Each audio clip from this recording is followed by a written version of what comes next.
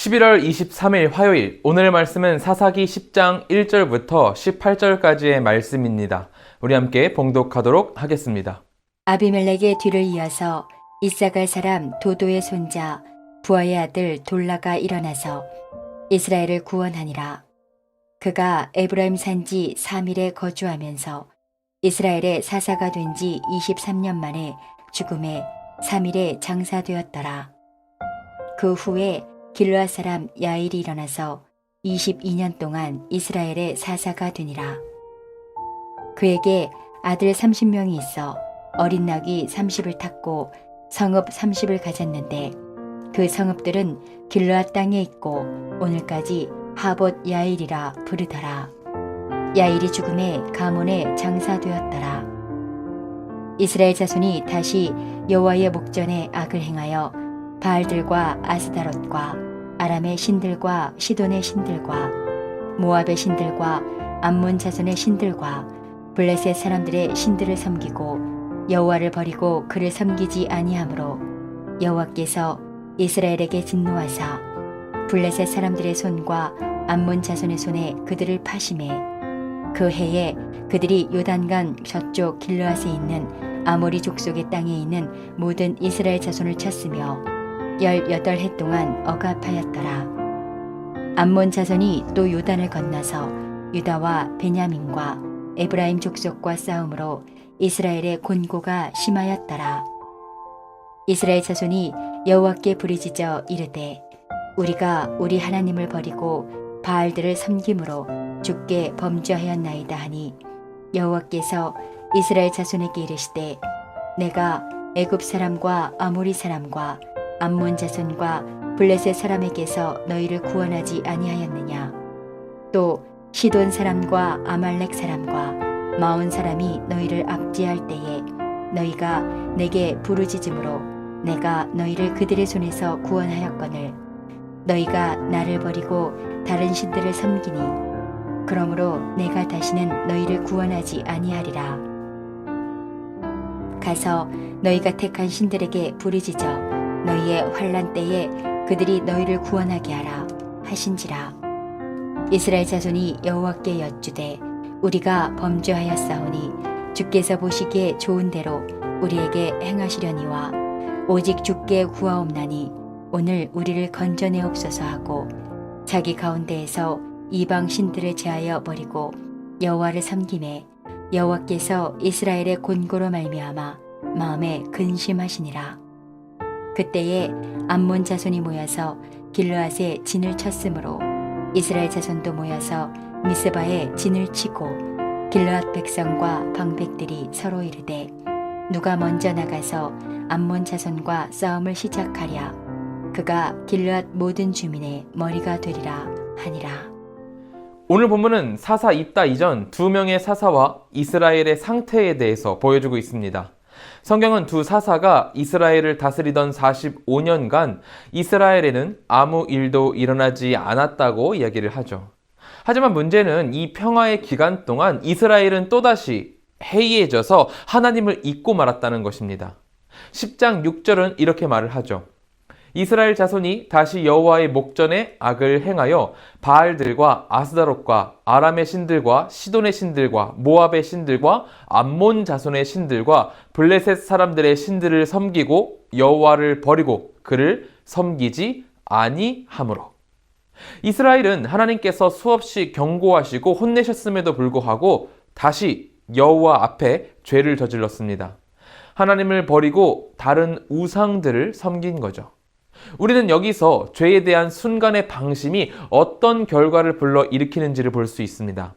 아비멜렉과 입다 사이 그 45년간 이 평화로운 세상 속에서 우상 숭배 문제를 바로잡지 않은 이스라엘, 이 공동체는 그 어느 때보다도 심각한 모습을 보여줍니다. 가나안 본토에 있던 신부터 아람, 시돈, 오압, 암몬, 블레셋, 이스라엘을 빙 두르고 있는 모든 나라의 토속 우상들이 모두 이스라엘 안으로 들어오게 된 겁니다. 이게 무엇을 뜻하는 거냐면 모든 열방의 문화들이 이스라엘로 침투해오고 있다는 것을 의미하는 겁니다. 하지만 하나님은 단 하나의 혼합도 원하지 않으셨습니다. 어떠한 문화도 이스라엘 안으로 들어오지 않길 원하셨어요. 그렇기 때문에 가나안 땅을 정복할 때 가나안의 이민족들을 모조리 진멸하라고 하나님께서 명령하셨습니다. 작은 죄가 내 안에 그리고 우리 공동체 안에 떨어지면 그것을 정화하고 깨끗하게 하기 위해서는 엄청난 회개와 노력들이 필요하거든요. 그렇기 때문에 하나님께서는 이방의 문화 자체를 막으시고 온전한 이스라엘을 이루기를 명령하셨던 겁니다. 물론 현대를 살아가는 우리야 예수 그리스도의 은혜를 받고 영으로 직접 만났기 때문에 문화에 대한 분별을 가지고 옳고 그름을 판단해서 우리가 받아들이고 안 받아들이고 이렇게 판단을 할 수 있습니다. 그렇지만 죄가 가지고 있는 엄청난 오염도, 이 오염도에 대한 충분한 경계가 필요한 것은 그때나 지금이나 마찬가지입니다. 이스라엘도 처음에는 옆 나라들의 문화를 조금씩 수용하는 데 그쳤었겠죠. 하지만 그렇게 문화를 받아들이다가 거기에 있는 여자들과 결혼을 하게 되고 그들이 가져온 우상들을 접하게 되었을 겁니다. 작은 부분으로 시작되었지만 결국 온 나라의 우상을 다 섬기게 되는 최악의 상황을 맞게 된 겁니다. 그러므로 우리 또한 죄에 대한 충분한 경계심을 가지고 이것을 이겨나가기 위한 노력이 필요합니다. 우리 신앙생활을 계속해서 유지해 나갈 수 있는 비결은 이 부분에 있기 때문이죠. 매일 삶 속에서 사단과 벌이는 수많은 전쟁들 중에서 이 작은 죄에서부터 무너지면, 이 작은 전쟁에서부터 무너지면 신앙의 습관을 제대로 세워 나갈 수가 없습니다. 조금 쌓아놓으면 무너지고 또 조금 쌓아놓으면 무너지는 이 굴레를 계속 겪게 되면은 신앙생활이 5년이 되고 10년이 되고 15년이 되더라도 조금도 성장하지 못하게 되기 때문입니다. 그렇기 때문에 우리는 작은 죄에서부터 승리할 필요가 있습니다. 이 작은 전쟁에서 승리해 나갈 때 우리는 큰 전쟁에서도 승리하는 베테랑이 될 것입니다. 오늘 우리의 삶에서 작은 전쟁들이 있다면 이것을 기억하고 승리해 나아가는 우리 모두가 되기를 소망합니다. 다시 본문으로 돌아와서 이스라엘에 평화가 있었던 45년 동안 이스라엘은 완전하게 무너졌습니다. 이스라엘 안에는 죄악이 가득했죠. 하나님께서는 사사기의 다른 이야기와 마찬가지로 결국 이 이스라엘 백성들을 혼내기로 하셨습니다. 이번에 하나님께서는 블레셋 사람과 암몬의 이스라엘을 파셨죠. 블레셋과 암몬이라는 회초리를 가지고 이스라엘을 혼내셨습니다. 10장 8절부터 9절 말씀입니다.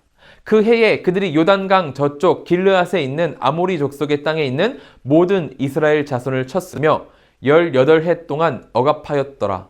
암몬 자손이 또 요단을 건너서 유다와 베냐민과 에브라임 족속과 싸움으로 이스라엘의 곤고가 심하였더라. 본문에서 보듯 특별히 암몬 자손들은 이스라엘을 지독하게 공격을 했습니다. 본문에 보면은 그들이 요단강 동쪽 길르앗에 있는 아모리 족속을 쳤다고 나옵니다. 오늘 본문 3절에 나오는 사사 야일이 길르앗 사람이라고 나와 있거든요.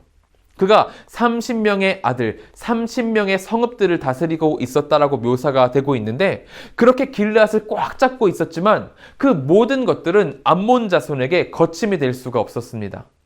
사사로서 길르앗 지역을 22년을 사사 야일이 다스렸는데 자신의 이득과 욕심을 채우는데 정신이 팔려가지고는 국방력을 제대로 키우지 못했던 겁니다. 하나님은 여기에서부터 입다 이전 사사가 하나님의 뜻을 따르지 않고 자신의 욕심을 따라 행한 결과가 어떤 것인지를 이스라엘에게 보여주고 계신 거죠. 그래서 하나님께서는 11절, 14절을 통해서 그래서 하나님께서는 11절부터 14절을 통해서 이렇게 말씀을 하십니다. 여호와께서 이스라엘 자손에게 이르시되 내가 애굽 사람과 아모리 사람과 암몬 자손과 블레셋 사람에게서 너희를 구원해내지 아니하였느냐. 또 시돈 사람과 아말렉 사람과 마온 사람이 너희를 압제할 때에 너희가 내게 부르짖음으로 내가 너희를 그들의 손에서 구원하였거늘 너희가 나를 버리고 다른 신들을 섬기니 그러므로 내가 다시는 너희를 구원하지 아니하리라. 가서 너희가 택한 신들에게 부르짖어 너희의 환난 때에 그들이 너희를 구원하게 하라 하신지라. 하나님께서는 이전에 이스라엘이 부르짖을 때 구원해 내셨던 이방의 7민족을 나열하시면서 이스라엘의 기회주의적 태도를 강하게 비판을 하십니다. 그럼 이 상황에서 이스라엘 백성들이 할 수 있는 가장 좋은 선택은 무엇이었을까요? 우리 인간들의 반복된 죄로 하나님께서 분노하실 때 대체 우리 인간들은 무엇으로 하나님의 진노를 가라앉힐 수 있냐는 것입니다. 이스라엘 백성은 15절과 같이 행했습니다. 15절입니다.